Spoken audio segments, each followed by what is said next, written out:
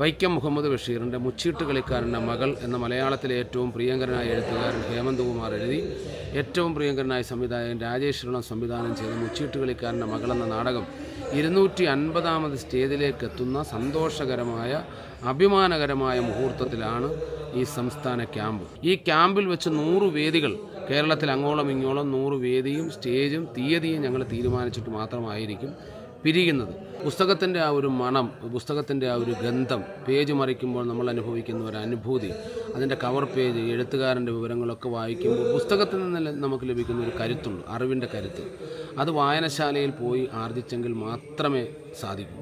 140 നിയോജക മണ്ഡലങ്ങളിലും 140 വായനശാല ഒന്നാം ഘട്ടമായി ഞങ്ങൾ ആരംഭിക്കും. അതിന് മാതൃകാപരമായ ഒരു പ്രവർത്തനം സംസ്കാര സാഹിതി പുസ്തക വണ്ടി എന്ന് പറയുന്ന ഡിസൈൻ ചെയ്ത ഒരു വണ്ടി ഒരു നിയോജക മണ്ഡലത്തിൽ ചില ദിവസങ്ങളിൽ ഇങ്ങനെ കറങ്ങും. അത് പുസ്തകം സമാഹരിക്കാനാണ്. ഞങ്ങൾ സമാഹരിക്കുന്ന ആ പണം അവശത അനുഭവിക്കുന്ന ഒരു കലാകാരൻ സാഹിതിയിൽ അംഗമാണെങ്കിൽ അദ്ദേഹത്തിന് അടിയന്തര ധനസഹായമായി 10,000 രൂപ കൊടുക്കും. അപ്പോൾ ഈ പ്രകാശ് കുട്ടൻ എന്ന് പറഞ്ഞ പേര് പറഞ്ഞതുകൊണ്ട് തന്നെ ചോദിക്കട്ടെ, ശാസ്താംകോട്ട ദേവസ്വം ബോർഡ് കോളേജിൽ പഠിക്കുമ്പോൾ നിങ്ങളുടെ രാഷ്ട്രീയ എതിരാളിയായിരുന്നു പ്രകാശ് കുട്ടൻ, SFIയുടെ കുന്തമുനയായിരുന്നു. രാഷ്ട്രീയ എതിരാളിയായപ്പോഴും പ്രകാശ് കുട്ടൻ്റെ കലാകാരനെ എനിക്കിഷ്ടമാണ്. എന്നെ സംബന്ധിച്ച്, അല്ലെങ്കിൽ കലയെ സംബന്ധിച്ച്, കല തന്നെ ഒരു രാഷ്ട്രീയമാണ്. പ്രകാശ് കുട്ടൻ ഇപ്പോൾ എൻ്റെ ഏറ്റവും അടുത്ത സുഹൃത്താണ്, സഹോദരനാണ്. മിക്കവാറും വിളിക്കും.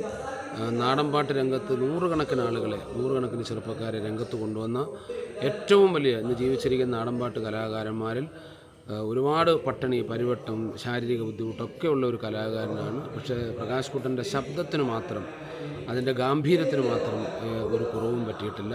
പ്രകാശ് കുട്ടൻ എനിക്ക് ഏറ്റവും വേണ്ടപ്പെട്ട എൻ്റെ സഹോദരനാണ്. നമസ്കാരം. CR മഹേഷ് MLA സംസ്ഥാന കമ്മിറ്റിയുടെ, സംസ്കാര സാഹിതിയുടെ സംസ്ഥാന കമ്മിറ്റിയുടെ നേതൃത്വ നിരയിൽ നിൽക്കുന്നവർക്ക് ഒരു പരിശീലനം, അവരിലേക്ക് വർത്തമാനകാല രാഷ്ട്രീയവും സാംസ്കാരികവും കലയും ഒക്കെ കൂടുതൽ ആഴത്തിൽ സന്നിവേശിപ്പിക്കാൻ വേണ്ടിയിട്ടാണ് ഈ ക്യാമ്പ് സംഘടിപ്പിച്ചിരിക്കുന്നത്. കല എന്ന് പറയുന്നതും സാംസ്കാരിക പ്രവർത്തനം എന്ന് പറയുന്നതും എല്ലാം രാഷ്ട്രീയ പ്രവർത്തനമാണ്. പ്രത്യേകിച്ച് ഇപ്പോഴത്തെ കാലഘട്ടത്തിൽ മതവൽക്കരിക്കപ്പെട്ട സമൂഹത്തിൽ ഈ സമൂഹത്തെ രാഷ്ട്രീയവൽക്കരിക്കുക എന്നുള്ള ഒരു വലിയ ഉത്തരവാദിത്വമുണ്ട്. ആ ഉത്തരവാദിത്വമാണ് ഞങ്ങൾ നിറവേറ്റിക്കൊണ്ടിരിക്കുന്നത്.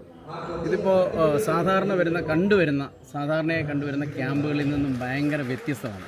വേദി തന്നെ വ്യത്യസ്തമാണ്. അതിനെക്കുറിച്ചൊന്ന് വ്യക്തമായിട്ട് പറയാമോ? അതായത് നമ്മുടെ ഒരു സംഘടനയെ, ഒരു വ്യക്തിയെ ഗൗരവമായി ഒരു സമൂഹം കാണണമെങ്കിൽ, അല്ലെങ്കിൽ മറ്റൊരു വ്യക്തി കാണണമെങ്കിൽ ആ ആളിൻ്റെ പെരുമാറ്റം, ആ ആളിൻ്റെ ബോഡി ലാംഗ്വേജ്, ആ ആളിൻ്റെ സംസാരം, ഇതൊക്കെ നിരീക്ഷിക്കും. അങ്ങനെ നിരീക്ഷിച്ചിട്ടാണ് ആളുകൾ ഇവൻ കോമാളിയാണോ, ഇവൻ തമാശക്കാരനാണോ, ഇവൻ ഗൗരവമുള്ളവനാണോ എന്ന് വിലയിരുത്തുന്നത്. അപ്പോൾ ഗൗരവമുള്ള ഒരാൾ പറയുന്ന അഭിപ്രായത്തിനാണ് സ്വീകാര്യത ലഭിക്കുന്നത്. അത് രാഷ്ട്രീയ പ്രസ്ഥാനമാണെങ്കിലും സംഘടനയാണെങ്കിലും ബാധകമാണ്. അപ്പോൾ അതുകൊണ്ട് ഒരു ക്യാമ്പ് എന്ന് പറയുമ്പോൾ അതിനൊരു ചിട്ട വേണം, അതിനൊരു അടുക്ക് വേണം, അതിനൊരു നേരും നെറിയുമൊക്കെ വേണം. അപ്പോൾ അതുകൊണ്ട് ഞങ്ങളൊരു പുതിയ പാഠ്യപദ്ധതി ആവിഷ്കരിക്കുകയാണ്. നേതാക്കന്മാരുടെ പേരുകൾ പറഞ്ഞ് അരോചകത്വം ഉണ്ടാക്കുക, ഉദ്ഘാടകൻ പേര് പറയുക, അധ്യക്ഷൻ പേര് പറയുക, സ്വാഗത പ്രാസംഗികൻ പേര് പറയുക, അങ്ങനെ സമയമില്ലാത്ത ഈ സമയത്ത് പാവപ്പെട്ട സാധാരണക്കാരായിട്ടുള്ള ആളുകളെ വിളിച്ചിരുത്തി സമയം കൊല്ലാതെ നേരിട്ട് ബഹുമാനപ്പെട്ട അധ്യക്ഷൻ, ബഹുമാനപ്പെട്ട ഉദ്ഘാടകൻ, അങ്ങനെ പറഞ്ഞുകൊണ്ട് ഒരു ക്യാമ്പ്, ഒരു സംബോധന. മറ്റൊന്ന്, ഈ നേതാക്കന്മാരുടെ മുഖം വെച്ചുള്ള ഫ്ലക്സ് അടിച്ച് പുകഴ്ത്തുക. അതുമാത്രവുമല്ല, വരുമ്പോഴുള്ള അരോചകമായ മുദ്രാവാക്യം വിളി, വാഴ്ത്തിപ്പാടലുകൾ, ഇരുത്തിക്കൊണ്ട് വാഴ്ത്തുക, ഇതൊക്കെ മാറ്റുകയാണ്. മാത്രവുമല്ല, വേദിയിൽ കസേരയ്ക്ക് വേണ്ടിയിട്ടുള്ള ഇടി, ഇതൊക്കെ കാണുന്നവർക്കൊരു അരോചകത്വമുണ്ട്. ഇവിടെ നോക്കൂ, ഈ ക്യാമ്പിൽ അങ്ങ് രാവിലെ മുതൽ ശ്രദ്ധിക്കുന്നുണ്ടാകുക. ചരിത്രത്തിൽ ആദ്യമായിട്ടാണ് അധ്യക്ഷനും ഉദ്ഘാടകനും മാത്രം. വിളക്ക് കത്തിക്കുന്നതിനോ ഉദ്ഘാടന സമ്മേളനത്തിനോ ഒരു തിരക്കും ഇല്ല. മാത്രവുമല്ല, ഒരു ജൈവികത ഈ ക്യാമ്പിൽ തുടക്കം മുതലേ ഞങ്ങൾ സ്വീകരിച്ചിട്ടുണ്ട്. ആർക്കും അഭിപ്രായം പറയുന്നവരെ അരുങ്കുല ചെയ്യില്ല. ആ അഭിപ്രായങ്ങളും അഭിപ്രായ വ്യത്യാസങ്ങളും തുറന്നുള്ള പറച്ചിലുകളും ചർച്ചകളും എല്ലാം ക്രോഡീകരിച്ചതിന് ശേഷം ഞങ്ങൾ വീണ്ടും ഒറ്റക്കെട്ടായി ഒരു വർഷത്തെ പ്രവർത്തന രൂപരേഖ തയ്യാറാക്കി മാറിയതിന് ശേഷമായിരിക്കും ഞങ്ങൾ ക്യാമ്പ് പിരിയുന്നത്.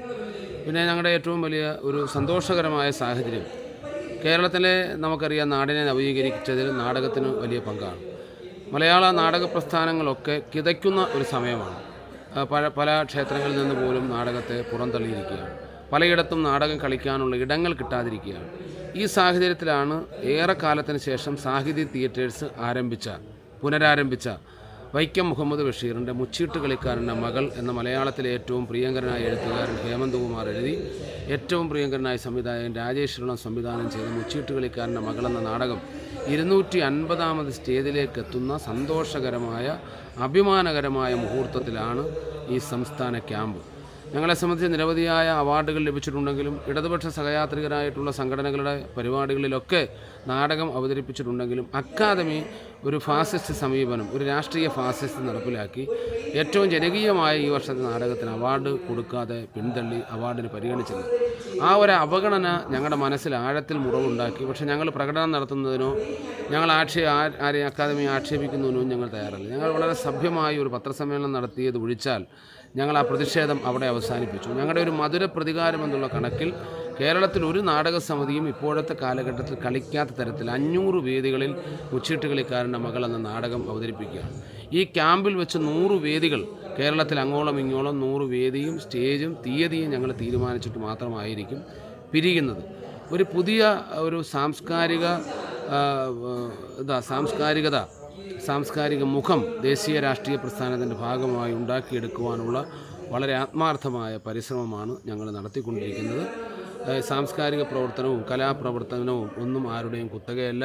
പുസ്തകം വായനയും എഴുത്തും ചിന്തയും പ്രസംഗവും എല്ലാം എല്ലാവരിലേക്കും പടരട്ടെ, എല്ലാവരും അതിൻ്റെ യാത്രികരായി മാറട്ടെ എന്നുള്ള വലിയ ലക്ഷ്യത്തോടു കൂടിയിട്ടാണ് കേരളത്തിലെ ഒരു സാംസ്കാരികതയുടെ ഒരു പരിച്ഛേദമായി ചരൽക്കുന്ന് ഭാവിയിൽ മാറും എന്നുള്ള കാര്യത്തിൽ യാതൊരു തർക്കവുമില്ല. ഇപ്പോൾ നമ്മൾ ഈ ക്യാമ്പിൻ്റെ ഭാഗമായിട്ട് കേട്ടു ലൈബ്രറികൾ ആരംഭിക്കണമെന്നുള്ളൊരു ആവശ്യം വന്നു. ലൈബ്രറികൾ എത്രത്തോളം സ്വാധീനം ചെലുത്തുന്നു? ഇവിടെ എന്ത് തീരുമാനങ്ങൾ എടുക്കും? വായനശാലയെ സംബന്ധിച്ച് വളരെ ഗൗരവമായി കാണേണ്ടുന്ന കാര്യമാണ്. ചെറുപ്പക്കാർ വായനയിൽ നിന്ന് അകലുന്നു. നമ്മൾ എത്രയൊക്കെ ഡിജിറ്റൽ പ്ലാറ്റ്ഫോമിൽ നിന്നുകൊണ്ട് നമ്മൾ നവമാധ്യമങ്ങളിലൂടെയൊക്കെ പുസ്തകം വായിക്കാൻ ശ്രമിച്ചാലും ശരി, പുസ്തകത്തിൻ്റെ ആ ഒരു മണം, പുസ്തകത്തിൻ്റെ ആ ഒരു ഗന്ധം, പേജ് മറിക്കുമ്പോൾ നമ്മൾ അനുഭവിക്കുന്ന ഒരു അനുഭൂതി, അതിൻ്റെ കവർ പേജ്, എഴുത്തുകാരൻ്റെ വിവരങ്ങളൊക്കെ വായിക്കുമ്പോൾ പുസ്തകത്തിൽ നിന്ന് നമുക്ക് ലഭിക്കുന്ന ഒരു കരുത്തുണ്ട്, അറിവിൻ്റെ കരുത്ത്. അത് വായനശാലയിൽ പോയി ആർജിച്ചെങ്കിൽ മാത്രമേ സാധിക്കൂ. പതിറ്റാണ്ടുകൾക്ക് മുമ്പ് ഈ ഡിജിറ്റൽ സംവിധാനങ്ങളും ഈ വിരൽത്തുമ്പിൽ വിജ്ഞാനം ലഭിക്കുന്ന ഈ കാലഘട്ടത്തിന് മുമ്പ് ഇന്ന് കേരള രാഷ്ട്രീയത്തിലെ സാംസ്കാരിക, രാഷ്ട്രീയ, സാമൂഹിക, സിനിമ, നാടക മേഖലകളിലൊക്കെ തിളങ്ങി നിൽക്കുന്ന വ്യക്തിത്വങ്ങളൊക്കെ അവരുടെ നാട്ടിൻപുറങ്ങളിലെ ഇടിഞ്ഞു വീഴാറായ വായനശാലകളിലെ ചില്ലിട്ട അലമാരികളിലെ ചിതലരിച്ച പുസ്തകമെടുത്ത് ആ പുസ്തകത്താളിൽ നിന്നും ഒടിഞ്ഞു വീഴാറായ ബെഞ്ചിന് പുറത്തിരുന്ന് നേടിയെടുത്ത അറിവുകളാണ് അവരെല്ലാം മുന്നോട്ട് നയിച്ചത്. അതുകൊണ്ട് നമുക്കറിയാം, വിശ്വാസങ്ങളുടെ ഇടം നാട്ടിൽ പെരുകി വരികയാണ്, ആചാരങ്ങളുടെ ഇടം നാട്ടിൽ പെരുകി വരികയാണ്, പൊതു ഇടങ്ങൾ നാട്ടിൽ കുറഞ്ഞു വരികയാണ്. ഞങ്ങൾ ഈ ക്യാമ്പിൻ്റെ പ്രധാനപ്പെട്ട തീരുമാനമായി അവസാനം പ്രഖ്യാപിക്കും. പക്ഷേ അങ്ങ് ചോദിച്ചുകൊണ്ട് പറയുകയാണ്, 140 നിയോജക മണ്ഡലങ്ങളിലും 140 വായനശാല ഒന്നാം ഘട്ടമായി ഞങ്ങൾ ആരംഭിക്കും. അതിന് മാതൃകാപരമായ ഒരു പ്രവർത്തനം സംസ്കാര സാഹിതി പുസ്തക വണ്ടി എന്ന് പറയുന്ന ഡിസൈൻ ചെയ്ത ഒരു വണ്ടി ഒരു നിയോജക മണ്ഡലത്തിൽ ചില ദിവസങ്ങളിൽ ഇങ്ങനെ കറങ്ങും. അത് പുസ്തകം സമാഹരിക്കാനാണ്. ഈ 1000 പുസ്തകവും 1000 വീട്ടുകളിൽ നിന്നും 1000 നാട്ടുകാരിൽ നിന്നും സമാഹരിച്ചതിന് ശേഷം സംസ്ഥാന സർക്കാരിൻ്റെ ലൈബ്രറി കൗൺസിലിൻ്റെ അംഗീകാരം വാങ്ങിച്ച് ഞങ്ങളെല്ലാ നിയോജക മണ്ഡലങ്ങളിലും ഓരോ വായനശാലകൾ ആരംഭിക്കും. നാടകവേദികളിൽ നിറഞ്ഞിരുന്ന നിരവധി കലാകാരന്മാർ അവശരായി പലരും കിടപ്പ് രോഗികളായിട്ട് തീർന്നിട്ടുണ്ട്. ഇവിടുത്തെ അധികാരി വർഗ്ഗങ്ങൾ പലപ്പോഴും ഇവരെ കണ്ടില്ല എന്ന് നടിച്ചുകൊണ്ട് പോവുകയും ചെയ്യുന്നുണ്ട്. സംസ്കാര സാഹിതി എന്തായിരിക്കും അതിനകത്ത് സ്വീകരിക്കുക? ഞങ്ങൾക്ക് അതിനകത്ത് സംബന്ധിച്ച് ഞങ്ങളുടെ മെമ്പർഷിപ്പ് ക്യാമ്പയിൻ നടന്നുകൊണ്ടിരിക്കുകയാണ്. സംസ്കാര സാഹിതിയിൽ അംഗമാകാനുള്ള അംഗത്വ ഫീസ് 500 രൂപയാണ്. 100 കണക്കിന് ആളുകളാണ് വളരെ താല്പര്യപൂർവ്വം അംഗം ആയിക്കൊണ്ടിരിക്കുന്നത്. ഞങ്ങൾ സമാഹരിക്കുന്ന ആ പണം അവശത അനുഭവിക്കുന്ന ഒരു കലാകാരൻ സാഹിതിയിൽ അംഗമാണെങ്കിൽ അദ്ദേഹത്തിന് അടിയന്തര ധനസഹായമായി 10,000 രൂപ കൊടുക്കും. ഇപ്പോൾ ഞങ്ങൾ ചടയമംഗലത്ത് ഒരു നാടകത്തിലെ ഒരു പ്രവർത്തകന് അനീഷ് എന്ന് പറയുന്ന ഒരു സഹോദരന് കൊടുത്തു. പ്രിയപ്പെട്ട സഹോദരൻ ശ്രീ പ്രകാശ് കുട്ടനെ സഹായിച്ചു. അങ്ങനെ ആരവശത ഉള്ള ഒരു കലാകാരനുണ്ടോ അവരെ എല്ലാം ഞങ്ങൾ സാമ്പത്തികമായി, ഞങ്ങൾ ഒരു വലിയ സാമ്പത്തിക സോഴ്സൊന്നുമുള്ള ആളുകളല്ല, ഈ പറയുന്ന അംഗങ്ങളിൽ നിന്ന് ലഭിക്കുന്ന സാമ്പത്തികമാണ്. പക്ഷേ ഞങ്ങൾ അതിൻ്റെ ഒരു അംശം, ഞങ്ങളുടെ വിയർപ്പിൻ്റെ ഒരു അംശം ഞങ്ങൾ അവർക്ക് കൊടുത്തിരിക്കും. ഇപ്പോൾ ഈ പ്രകാശ് കുട്ടൻ എന്ന് പറഞ്ഞ പേര് പറഞ്ഞതുകൊണ്ട് തന്നെ ചോദിക്കട്ടെ, ശാസ്താംകോട്ട ദേവസ്വം ബോർഡ് കോളേജിൽ പഠിക്കുമ്പോൾ നിങ്ങളുടെ രാഷ്ട്രീയ എതിരാളിയായിരുന്നു പ്രകാശ് കുട്ടൻ, SFIയുടെ കുന്തമുനയായിരുന്നു. രാഷ്ട്രീയ എതിരാളിയായപ്പോഴും പ്രകാശ് കുട്ടൻ്റെ കലാകാരനെ എനിക്കിഷ്ടമാണ്. എന്നെ സംബന്ധിച്ച്, അല്ലെങ്കിൽ കലയെ സംബന്ധിച്ച്, കല തന്നെ ഒരു രാഷ്ട്രീയമാണ്. പ്രകാശ് കുട്ടൻ ഇപ്പോൾ എൻ്റെ ഏറ്റവും അടുത്ത സുഹൃത്താണ്, സഹോദരനാണ്. മിക്കവാറും വിളിക്കും. നാടൻപാട്ട് രംഗത്ത് 100 കണക്കിന് ആളുകളെ, 100 കണക്കിന് ചെറുപ്പക്കാരെ രംഗത്ത് കൊണ്ടുവന്ന ഏറ്റവും വലിയ ഇന്ന് ജീവിച്ചിരിക്കുന്ന നാടൻപാട്ട് കലാകാരന്മാരിൽ ഒരുപാട് പട്ടിണി, പരിവട്ടം, ശാരീരിക ബുദ്ധിമുട്ടൊക്കെ ഉള്ള ഒരു കലാകാരനാണ്. പക്ഷേ പ്രകാശ് കുട്ടൻ്റെ ശബ്ദത്തിന് മാത്രം, അതിൻ്റെ ഗാംഭീര്യത്തിന് മാത്രം ഒരു കുറവും പറ്റിയിട്ടില്ല. പ്രകാശ് കുട്ടൻ എനിക്ക് ഏറ്റവും വേണ്ടപ്പെട്ട എൻ്റെ സഹോദരനാണ്. ഈ രാഷ്ട്രീയപരമായി എതിരിൽ നിൽക്കുന്ന ആളുകളുണ്ട്, പക്ഷേ വ്യക്തിപരമായി അവരോട് CR മഹേഷ് MLA അടുപ്പം കാണിക്കാറുണ്ട്. തീർച്ചയായിട്ടും എനിക്ക് എല്ലാവരും എൻ്റെ സുഹൃത്തുക്കളാണ്. ആത്യന്തികമായി മനുഷ്യൻ എന്നുള്ള ഒരു ചിന്തയാണ്, ഒരു വികാരമാണ്. അതിനപ്പുറത്താണ് രാഷ്ട്രീയം, ജാതി, മതം, വിശ്വാസം എല്ലാം. ഒരു തവണ കരുനാഗപ്പള്ളിയിൽ പരാജയപ്പെട്ടു, പക്ഷേ ജനങ്ങളോടൊപ്പം നിന്ന് പ്രവർത്തിച്ചു. അതിൻ്റെ ഒരു ഫലം തന്നെയായിരുന്നു രണ്ടാമത്തെ. തീർച്ചയായിട്ടും എന്നെ മനസ്സിലാക്കാനുള്ള ഒരു അവസരം 5 വർഷക്കാലം ജനങ്ങളുടെ മുമ്പിൽ ഞാൻ തുറന്നു കൊടുത്തു. അവർ പൂർണ്ണമായിട്ടും എന്നെ മനസ്സിലാക്കി.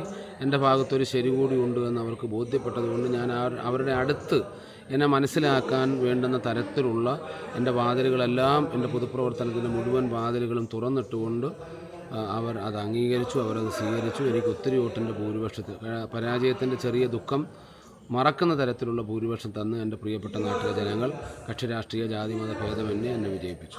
ശാസ്താംകോട്ട ദേവസ്വം ബോർഡ് കോളേജ് ചെയർമാനായിട്ടിരിക്കുമ്പോൾ എല്ലാവരുടെയും അണ്ണനായിരുന്നു. ഒരിക്കലും ഒരു നേതാവെ എന്ന് വിളിച്ചാരും കേട്ടിട്ടില്ല. ഇപ്പോഴും അങ്ങനെ തന്നെ എതിർ പാർട്ടിയിലുള്ളവരുടെയും സഹോദരൻ എന്നുള്ള രീതിയിൽ തന്നെയാണ് നേതാവ്.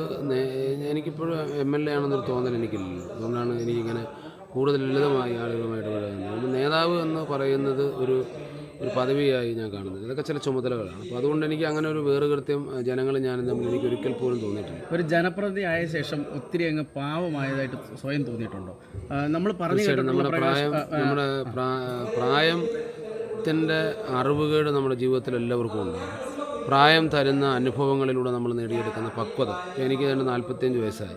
ഈ 45 വയസ്സ് കഴിഞ്ഞു. അപ്പോൾ 45 വയസ്സ് ഞാൻ നേടിയെടുത്ത അനുഭവത്തിലൂടെ ഉള്ള പക്വതയുണ്ട്. ഇപ്പോൾ പഴയതുപോലെ ഒരു പെട്ടെന്ന് ചൂടാകുന്ന ഇല്ല. ഇപ്പോൾ ഞാൻ പറയുന്നത് ക്ഷമിക്കുക എന്നുള്ളതാണ് ജീവിതത്തിലെ ഏറ്റവും വലിയ ആയുധം എന്ന് ഞാൻ തിരിച്ചറിഞ്ഞിരിക്കുകയാണ്.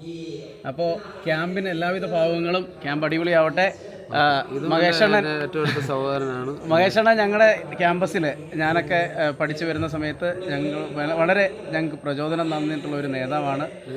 ഇന്ന് MLA എന്നുള്ള രീതിയിലല്ല, ഞങ്ങളുടെ ഒരു കൂടപ്പിറപ്പ് എന്നുള്ള രീതിയിലാണ് ഇപ്പോഴും ഞങ്ങൾ കാണുന്നത്. എല്ലാവിധ പ്രാർത്ഥനകൾ ആശംസിക്കുന്നു. Thank you.